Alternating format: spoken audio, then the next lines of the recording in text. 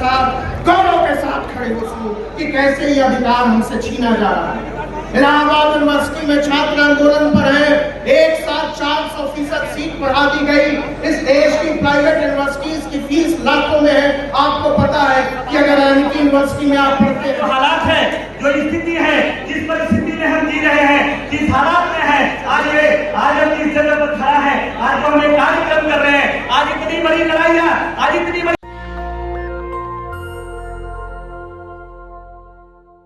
सबसे पहले मैं सुमित जी को, उनके साथियों को और इन सबसे ज्यादा आप सब लोगों को इस बात के लिए बधाई देना चाहता हूं कि इतने मुश्किल दौर में, एक ऐसे वक्त में जब हमारे हकूक पर हमला हो रहा है, एक ऐसे वक्त में जब हमें नहीं पता कि संविधान का राज कब तक रहेगा और कब इसके ऊपर हिंदू राष्ट्र का झंडा लगा दिया जाएगा, जब नहीं पता कि भारत के यूनिवर्सिटीज, विश्वविद्यालय कब प्राइवेट हाथों में नीलाम कर दिए जाएंगे, जब नहीं पता कि देश की अदालतें अपने फैसलों का अख्तियार, अपना रुख कब बदल लेंगी, जब नहीं पता कि इस देश का पुलिस बल आने वाले दिनों में कैसे काम करेगा, और इन सबसे ज्यादा जब नहीं पता कि हमारी चुनी हुई सरकारें हमारे अरमानों के बारे में क्या सोचेंगी,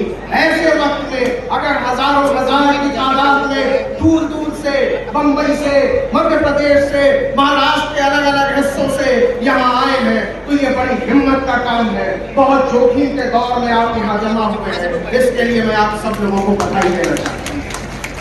सब सोशल मीडिया पर ही बोल। सवाल है कि आज जो दौर है, जिस दौर में हम सब इकट्ठे हुए हैं, यहाँ मंच पर बहुत सारे लोग हैं, देश के दिग्गज वकील हैं, हिंदुस्तान की सबसे बड़ी यूनिवर्सिटी का एक दिग्गज अध्यापक है, जो आएगा तो आपको बताएगा कि कैसे न्यू एजुकेशन पॉलिसी के नाम पर हमारे और आपके हाथ से पढ़ाई लिखाई का हक छीना जाने वाला है। हम और आप अपने हकों के बारे में केवल और केवल तब बात कर सकते हैं जब हम कहें कि शिक्षित होने का अधिकार हमसे कोई नहीं छीन सकता। बाबा साहब ने कहा था कि शिक्षित हो, संगठित हो और संघर्ष करो।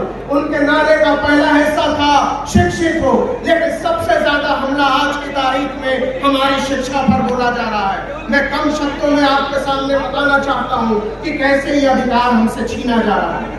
इलाहाबाद यूनिवर्सिटी में छात्र आंदोलन पर है, एक साथ 400% सीट बढ़ा दी गई। इस देश की प्राइवेट यूनिवर्सिटीज की फीस लाखों में है। आपको पता है कि अगर एमपी यूनिवर्सिटी में आप पढ़ते हैं, अगर शारदा यूनिवर्सिटी में आप पढ़ते हैं, अगर कंबोडिया यूनिवर्सिटी में आप पढ़ते हैं, आपके बच्चे पढ़ते हैं, तो बीए की फीस, अगर आप बीए की डिग्री लेंगे तो आपको 20 लाख रुपए कम से कम खर्च करना पड़ेगा, कम से कम 20 लाख रुपए खर्च करना पड़ेगा। और अगर आप 3 भाई बहन हैं तो समझ लीजिए कि 1 करोड़ रुपए बीए पढ़ने में उनका खर्च हो जाएगा। लेकिन इस देश के प्राइवेट यूनिवर्सिटीज को खड़ा किया गया, जानबूझकर खड़ा किया गया, और इसलिए खड़ा किया गया कि उन यूनिवर्सिटीज में आरक्षण लागू नहीं होता। इसलिए खड़ा किया गया कि बताया जा सके कि इस देश के दलितों, इस देश के पिछड़ों, इस देश के पसमानदा, इस देश के पिछड़े हुए लोगों, तुम्हारा काम पढ़ाई लिखाई करना नहीं है, तुम्हारा काम झूठे बर्तन मांजना है, तुम्हारा काम फोकट में हजामत बनाना है, तुम्हारा काम बर्तन धोना है, तुम्हारा काम लोहा कूटना है, तुम्हारा काम अदालतों में फैसला सुनाना नहीं है।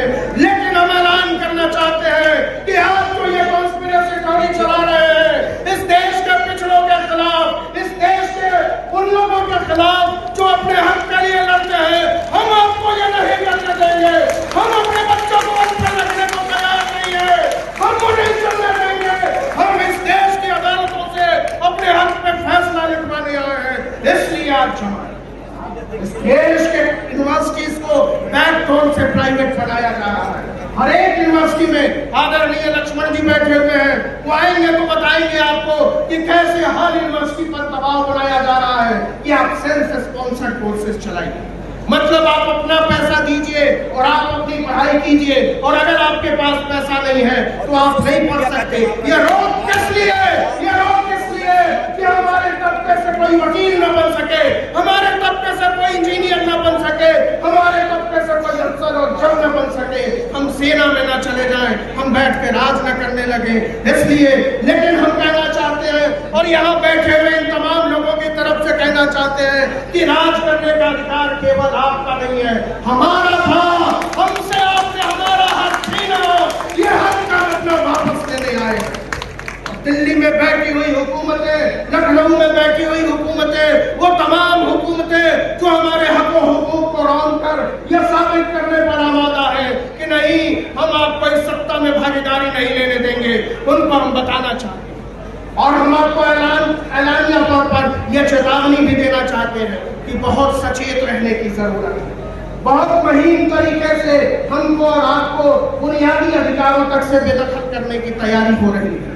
पिछले दरवाजे से जिस तरीके से कृषि कानून लाया गया, जिस तरीके से इस देश में न्यू एजुकेशन पॉलिसी लाई गई और भी सारी पॉलिसीज का रोड मैप तैयार किया जा रहा है, उस पर भी बोलना जरूरी है। हमको एक बड़े एका की जरूरत है। ये ठीक है कि हम दलितों, पिछड़ों, आदिवासियों की बात करें, लेकिन इसमें जरूरी है कि हम पसमानदा को जोड़ें। यह जरूरी है कि हम मुसलमानों को जोड़ें जिनको लिंच किया जा रहा है दिन के उजाले में, रात के अंधेरे में। जरूरी है कि हम किसानों को जोड़ें, जरूरी है कि हम औरतों के अरमानों को जोड़ें, हम अपनी बेटियों को जोड़ें, हम अपनी माओं को जोड़ें। हम एक बड़ी लड़ाई का हिस्सा बनने के लिए यहाँ जमा है। और इसलिए मैं कहना चाहता हूं कि आज जब सत्ता के गलियारों से आवाज उठती है कि हम आपको आरक्षण नहीं लेने देंगे, हम आपको अपना अधिकार नहीं लेने देंगे, ये इसलिए उठती है क्योंकि हमने सदियों की सड़ी हुई, गली हुई व्यवस्था को तोड़ने का ऐलान कर दिया। यह व्यवस्था टूटेगी, आज नहीं तो कल टूटेगी, कल नहीं तो परसों टूटेगी।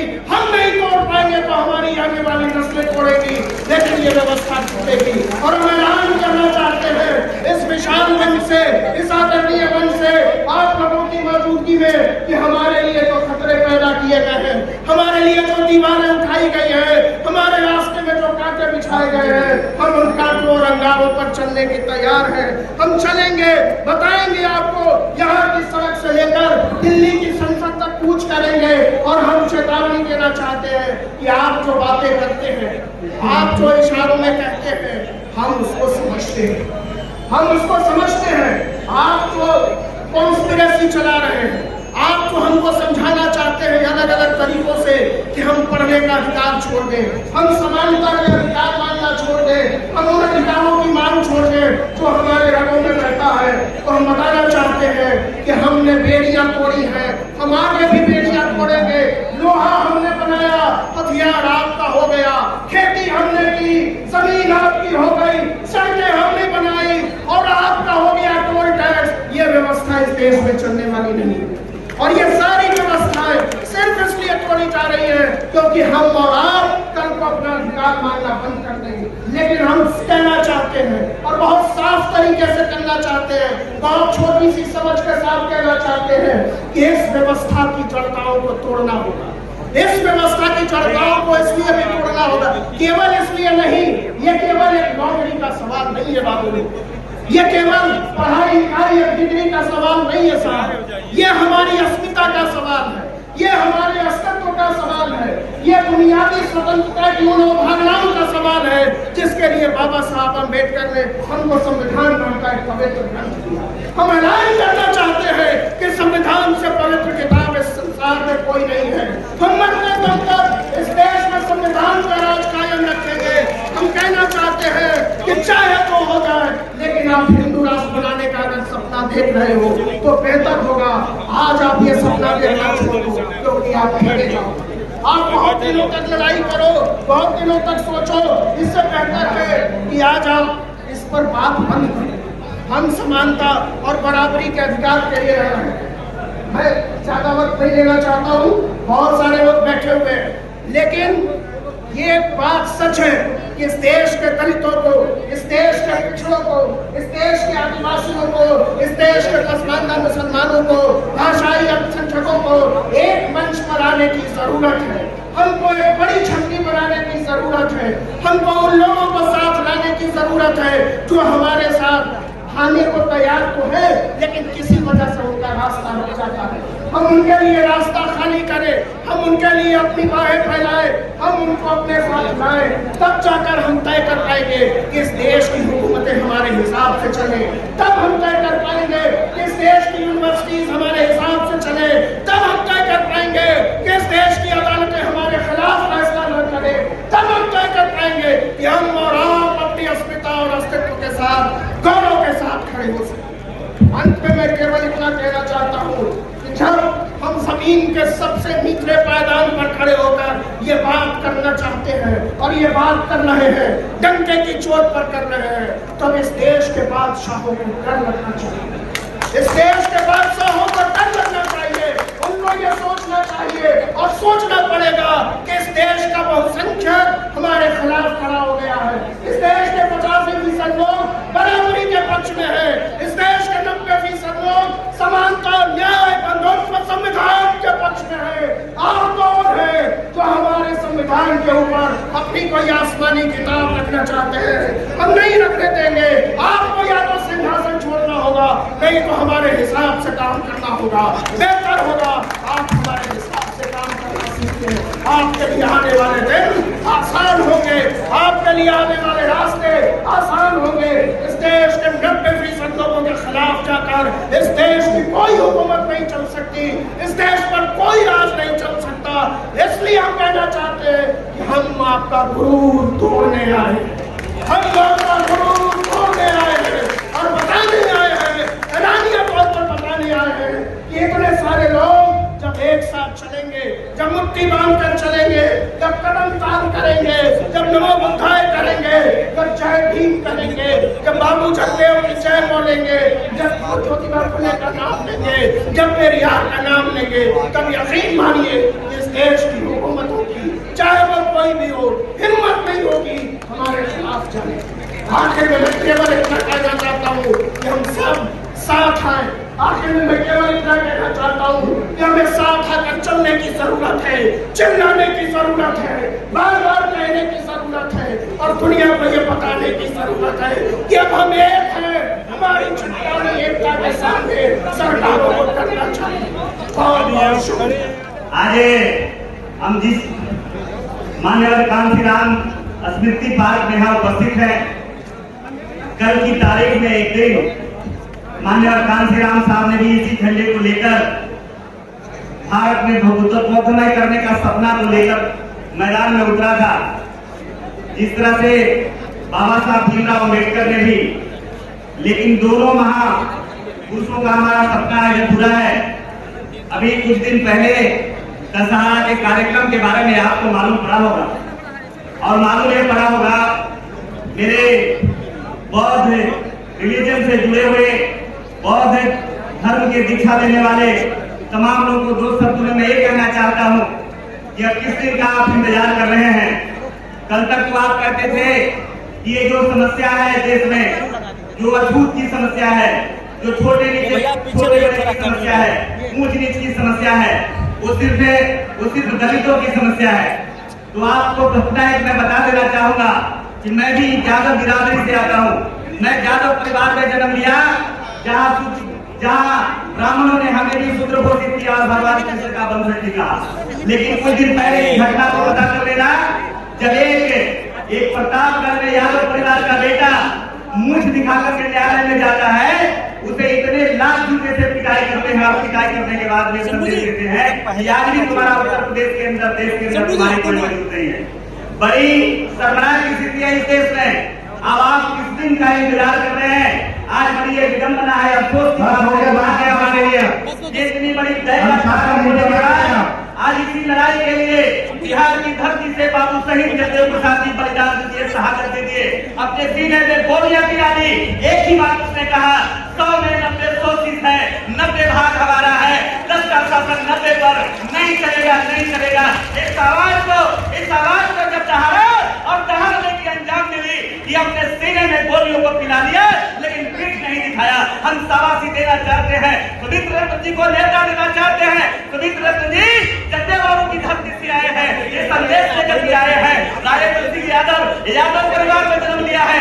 मैंने कभी एप्लीकेशन में यादव नहीं बना हूँ, लेकिन तुमने अगर यादव बना दिया है, एक कड़ी में याद भी हम खड़ा करते हैं बाबा साहब को शब्दों को हटाने की, शब्दों को पूरा करने के लिए, और नए बटों पिछड़ों दलितों पर जो सूत्र का कलंक लगा हुआ है, इसे मिटाने के लिए बाबू जगदेव की अगर पुनरावृत्ति करनी होगी तो अपने सीने में आपकी लड़ाई में बढ़ना चाहते हैं, अपनी लड़ाई में हम नाम लिखवाना चाहते हैं। मित्रों, आज इस देश में जो हालात है, जो स्थिति है, जिस परिस्थिति में हम जी रहे हैं, जिस हालात में है, आज हम जिस जगह पर खड़ा है, आज जो हमें कार्यक्रम कर रहे हैं, आज इतनी बड़ी लड़ाइयाँ, आज इतनी बड़ी चुनौतियाँ हैं सुमित्रा जी के पास, इतनी बड़ी चुनौतियाँ हैं, कैसे कैसे लड़ रहे हैं ये हम उनको बड़ी करीब से जानते हैं। लेकिन मित्रों, आज जिस तरह से हम अपने घरों में सुख और चैन से बैठे हैं, इसी तरह आप सुख और चैन से बैठे रहेंगे तो आप रखिए, इस देश में एक नहीं, कभी मूठ के नाम पर, कभी पानी पीने के नाम पर, कभी पढ़ाई के नाम पर, कभी छोटा बड़ा के नाम पर